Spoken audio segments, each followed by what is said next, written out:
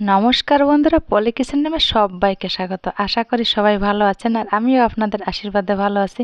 তো আজকে নিয়ে আসলাম ডালের বড়ি, কিভাবে আমি দেব সেটাই শেয়ার করব। এই দেখুন, এখানে বিউলির ডালটাকে আমি সারা রাত ভিজিয়ে রেখেছিলাম। এই যে ঢাকনাটা তুলে নিলাম। তো ডালটাকে আমি এভাবে কষলে কষলে 7 থেকে 8 বারের মতন ডালটাকে আমি সুন্দর করে ধুয়ে নিব, জল পাল্টে পাল্টে ডালটাকে আমি ধুয়ে নিয়েছি। এই দেখুন পরিষ্কার জল বেরিয়ে গেছে। তো এখান থেকে ডালটাকে আমি অন্য একটা গামলায় তুলে নিব। যে হাত দিয়ে আমি অন্য একটা গামলায় তুলে নিলাম। এখানে 500 গ্রাম ডাল ছিল। তো এবার মিক্সারে আমি একটু পেস্ট করে নিব ডালটাকে। তো ডাল নিলাম আর খুব অল্প পরিমাণ জল দিতে হবে, 1 চামচ মতন জল দেব। এই দেখুন পেস্ট হয়ে গেল। তো এবার আমি এই ডাল পেস্টটাকে আমি আর একবার একটু শিল বাটায় বেটে নেব, তাহলে মিহি হবে পেস্ট করা। কারণ কি, ওই ডালটা তো আটা মতন, ওটা যদি আরও পেস্ট করতে যাই হয়তো মিক্সারে অসুবিধা হতে পারে। এজন্য আমি ওটা মনে করে ওটা আর মিক্সারে আর ঘুরলাম না। এই কারণে আমি শিলে একটু ডালটাকে আবার একটু ভালো করে পিষে নেব। দেখুন, তো পিষে নিতে হবে। তো মিক্সারে একবার তো দিয়ে দেওয়া হলো, আর এবার পিষতে বেশি আমার বেশি একটা কষ্ট হবে না। তো পিষে নেওয়া হয়েছে, আমি শিলটাকে আবারও একটু ধুয়ে নিলাম। এই দেখুন, এই গামলায় তুলে নিলাম। এবার আমি একটা ফুলকপি নিয়েছি। তো আজকের ডালের বড়ি হবে ফুলকপি দিয়ে ডালের বড়ি হবে, ফুলকপির বড়ি। এই দেখুন, তো ফুলকপিটাকে আমি কেটে একটু জলের ভিতরে রেখেছিলাম, যদি সামান্য পোকা টোকা থাকে ওগুলো বেরিয়ে যাবে। তো একটা গ্রেটার নিলাম, এই গ্রেটারের সাহায্যে আমি ফুলকপিটাকে একটু গ্রেট করে নিব। তো তার আগে আমি ফুলকপিটাকে ধুয়ে জলটাকে আবার একটু ঝেড়ে তুলে নিতে হবে। এই দেখুন, তো ঝেড়ে তুলে নিব আমি এক এক করে। তো এবার আমি এই দেখুন, এই গ্রেটারের সাহায্যে আমি এই ফুলকপিটাকে এভাবে একটু ঘষে ঘষে একটু গ্রেট করে নিব। আর এই ফুলকপির ডাটার যে অংশটা ওটাকে ফেলে দেব। তো দিয়ে দেবো এর ভিতর পরিমাণ মতো লবণ। তো লবণ দিয়ে আমি ভালোভাবে একটু ফুলকপিটাকে এভাবে হাত দিয়ে মাখিয়ে এটাকে 5 মিনিটের জন্য ঢেকে রাখলাম। তো 5 মিনিট পর ফিরে আসলাম। এই দেখুন, ফুলকপির থেকে অনেকটা জলও বেরোবে এবার।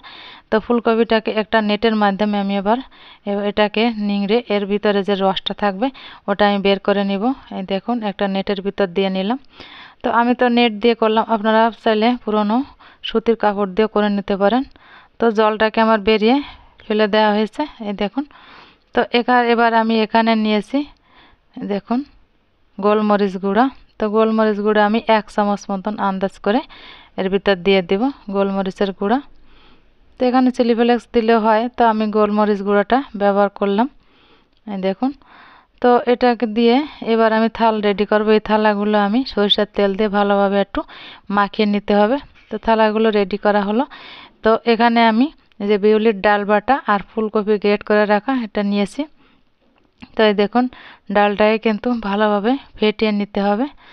তো ডালটাকে আমি কিছুক্ষণ ফেটিয়ে নেব। এবার আমি দিয়ে দিলাম ডালে পরিমাণ মতো লবণ। তো ডালটাকে যত ফেটানো হবে ততই কিন্তু সুন্দর হবে।